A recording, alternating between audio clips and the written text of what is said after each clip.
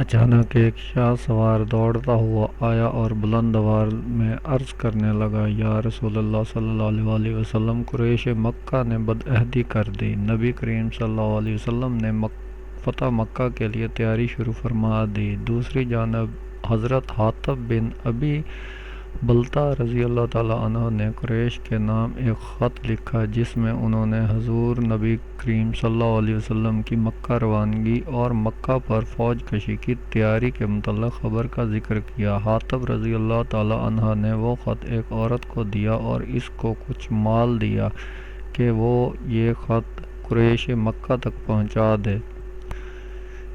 چنانچہ اس عورت نے وہ خط اپنے سر کے بالوں میں چھپا کر اوپر سے جوڑا کر لیا اور فوری طور پر مکہ کے لیے روانہ ہوئی۔ حاطب رضی اللہ تعالی عنہ کے اس عمل کی خبر وحی آسمانی کے ذریعے پہنچ گئی تو حضور اقدس صلی اللہ علیہ وسلم نے حضرت علی بن ابی طالب رضی اللہ تعالی عنہ اور حضرت مقداد رضی اللہ تعالی عنہ یا حضرت زبیر بن عوام رضی اللہ تعالی عنہ کو گرفتاری کے لیے بھیجا اور فرمایا، اس عورت کو گرفتار کرو۔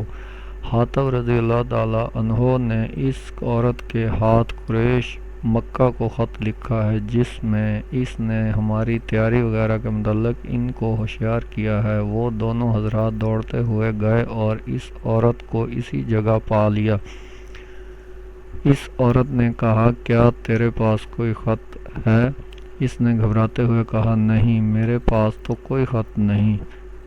ان دونوں نے اس عورت کے سامان اور کجاوہ کی تلاشی لی مگر کچھ نہ ملا۔ جب وہ نا امید ہو کر واپس جانے لگے تو حضرت علی بن ابی طالب کرم اللہ وجہہ نے اس عورت کو پرعزم اور ایمان بھرے قلب سے کہا، خدا کی قسم، رسول اللہ صلی اللہ علیہ وسلم پر آنے والی وحی جھوٹی نہیں ہو سکتی، اور رسول اللہ صلی اللہ علیہ وسلم نے بھی ہم سے جھوٹ نہیں بولا۔ باخدا تم وہ خط نکالو ورنہ ہم تمہیں برہنہ کر دیں گے۔